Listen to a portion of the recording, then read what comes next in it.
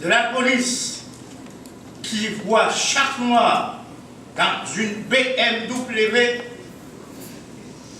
comme un criminel potentiel ou une Mercedes, est-ce qu'il y a moyen d'arrêter ça? Il y a un jeune policier d'origine haïtienne, propriétaire d'une Mercedes, qui s'est fait suivre en 6 fois par ses confrères policiers.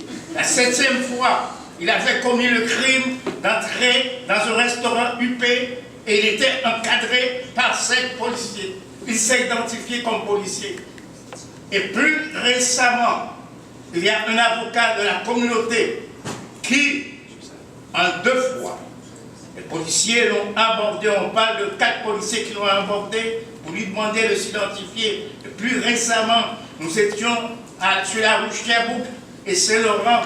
Comme cet avocat-là a une formation technique policière, il a vu qu'il était suivi. Les policiers, au lieu de tourner à droite, ont continué. Ils l'ont suivi et ils lui ont demandé « Qu'est-ce que vous faites dans la vie ?» Monsieur Bazin. Ça a été la première question. Vous parlez de plan B. Oui, c'est ça. De quel plan A parlez-vous? Le plan A, c'est celui... Non, c'est une bonne question. Madame la commissaire est très intelligente et sa mère lui avait dit ça. Oui, le plan A, ce sont les 4 policiers qu'on voit ici, plein de gentillesse. Ce qui m'a toujours impressionné, ce sont les efforts de la ville pour mettre fin à cette situation. Et vous savez, il y a un avocat décédé qui me parlait du terrain d'une jeune avocate de la communauté noire qui allait éteindre les feux du profilage racial. Et finalement, c'est la première juge au Québec qui a eu à prononcer un jugement, à acquitter l'individu parce qu'il était accusé de profilage racial. Malgré cela, la situation perdure. Donc, qu'il y a un plan B? En fait, le plan B, vous voulez dire, si je comprends bien, les choses ont assez duré, qu'est-ce qu'on doit attendre de la consultation? C'est exact.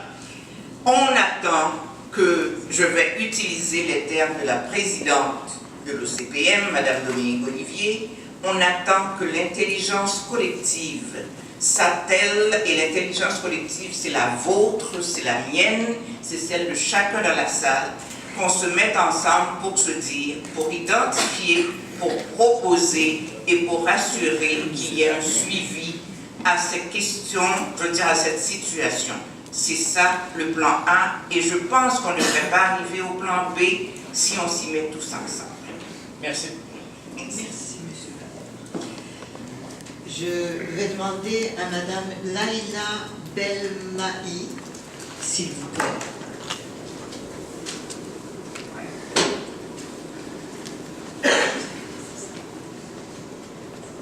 Bonsoir.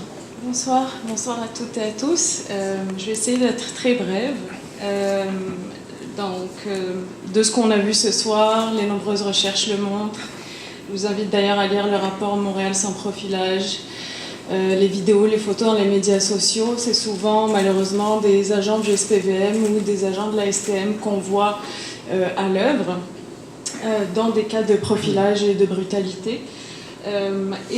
Donc dans la présentation de la ville de Montréal, à la diapositive numéro 16, on encourage donc les citoyens à se tourner entre autres vers le SPVM et la STM pour dénoncer des comportements de profilage. Donc de la même manière que ça paraît contre-intuitif de se tourner vers son agresseur quand on vit une agression, ne trouvez-vous pas ça quand même paradoxal d'encourager les citoyens à se tourner vers les institutions mêmes qui perpétuent des violences envers les citoyens? Et donc, dans cette optique aussi, quelles alternatives proposez-vous? Alors, Madame de Rome, on va demander au SPVM ou vous voulez d'abord répondre? Je peux quand même dire que ces plaintes-là sont traitées avec sérieux, que ce soit la ville ou le SPVM ou à la STM, et que c'est pas, dans le fond, vous ne vous plaignez pas directement à votre agresseur nécessairement, et vous pouvez aussi vous faire accompagner par la Commission des droits de la personne et des droits de la jeunesse pour ces recours-là. Et la commission de la déontologie policière est complètement indépendante aussi là, du SPVM comme tel. peut-être le SPVM pourrait compléter cette réponse-là, mais je pense que vous devez continuer à faire ces plaintes-là. Ça doit continuer à être suivi et monitoré et mesuré et évalué. C'est bien sûr. Et si vous voulez, à l'intérieur d'activités contributives citoyennes, réfléchir à des alternatives, ça pourrait être absolument intéressant de les soumettre à la consultation. Absolument, c'est prévu. Merci. Avez-vous Merci. une deuxième question? Vous n'êtes pas obligé. Il y a Oui, 20 personnes qui sais. attendent. C'est juste qu'on part d'un bris de confiance et d'un problème de perception, et donc je ne sens pas que j'ai tout à fait la réponse à laquelle on s'attend.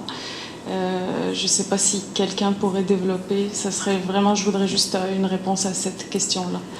Je pense qu'on a posé cette question à plusieurs reprises ce soir et que les personnes habilitées à y répondre ont tenté de le faire.